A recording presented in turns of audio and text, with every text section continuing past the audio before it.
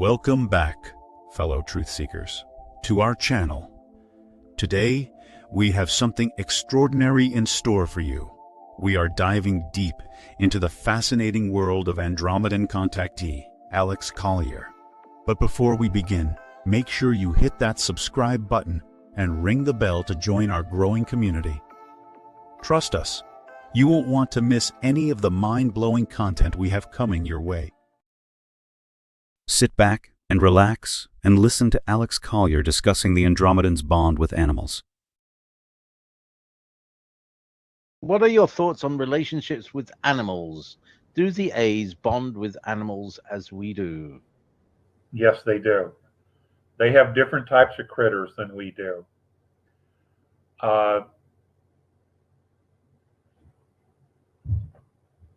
What I've witnessed in the teaching circles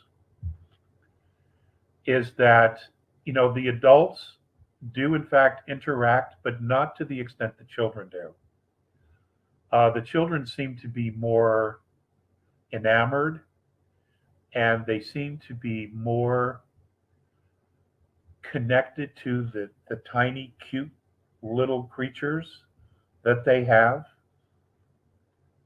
and the type of bird or fowl that they have. It's completely different than what we have here. But they are cute, and what's interesting is the interaction between nature and the children. It's almost as if they all have their independence, but at the same time they're pets. They enjoy being snuggled. They enjoy the interaction. They enjoy sharing the same space. Just like we can observe here, where you will have different animals, let's say, in a field together eating. What's interesting is the interaction between dogs and cats and deer. They seem to get along very, very well and enjoy each other's company. In fact, they'll even play with each other. And then again, you have other animals such as full-grown elk, buffalo, bison.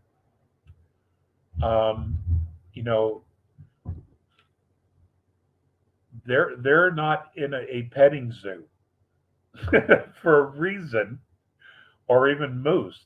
They'll never be in a petting zoo. And I don't know if that's a third density thing or not, but it is what it is.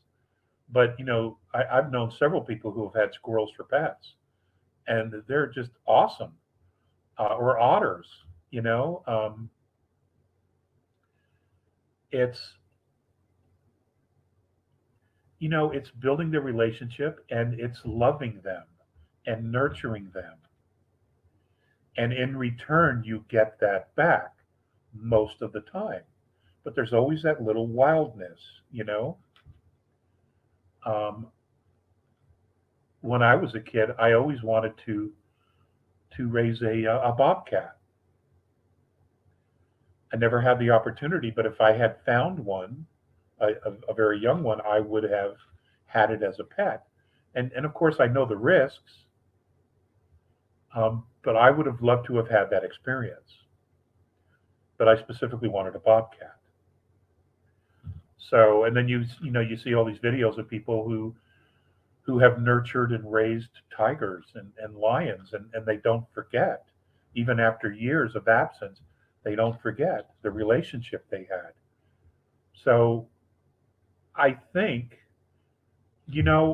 humanity, whether here or in other star systems, was always intended to be one with nature. We were always intended to, what's the word? Assimilate together and living together. Maybe not with all creatures, and only God can answer that question.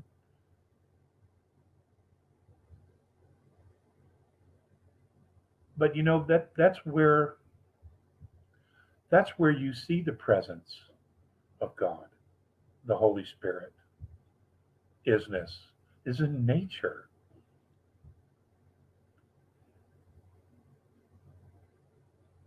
I mean, for the longest time, after what the Western civilization did to the indigenous people, we totally lost our way. There's no question about it. We lost our way.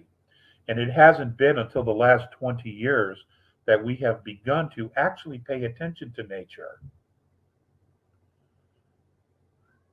See it, actually see it for what it is and who it is. And we are finding our way back, to the present because of the relationship that we are rebuilding with nature. Its importance to us simply cannot be underestimated or even overstated. We need nature. It doesn't necessarily need us, but we need it in order for balance. Especially if we're going to take this huge technological path, which will only eventually lead us back to nature anyway. Because at some point we evolve beyond the technology, we no longer need it, and what do? We go back to nature. So, just detours. Humanity has taken some detours, and now we're moving back towards, nature always needs a responsible partner, always, and that has to be humanity or the civilizations that inhabit those particular worlds. So that's our responsibility. That's the path we have to walk once we figure out who we are. And then I think that everything will be forgiven. All the mistakes we made. Which is why we're still here on Earth. Clearly, she has a sense of humor, which is why we're still here. If you haven't hit that subscribe button, now is the perfect time. By subscribing, you become part of our ever-growing community of truth seekers, united in our quest for knowledge. Subscribing ensures that you'll never miss a single upload. Hitting the bell icon guarantees that you receive timely notifications every time we upload a new video. Don't let the algorithm keep you in the dark. Stay ahead of the curve and be among the first to hear the latest updates and groundbreaking insights that Alex Collier has to share. We are incredibly grateful for your support, as it allows us to continue creating and sharing knowledge that will expand your horizons. Your likes, subscribes, and bell notifications empower us to spread the truth, to unite in this cosmic journey together. So, from the bottom of our hearts, thank you for being a part of our community. As always, stay curious, stay open-minded, and most importantly, stay connected. Until next time. If you would like to see Andromedan contactee Alex Collier live via video stream, we host an online seminar 3 times a month on a Friday at 2 p.m. Eastern Time. For more information and dates of upcoming online seminars, please visit alexcollier.org. Please click on one of the above videos to seek more of Alex Collier's knowledge.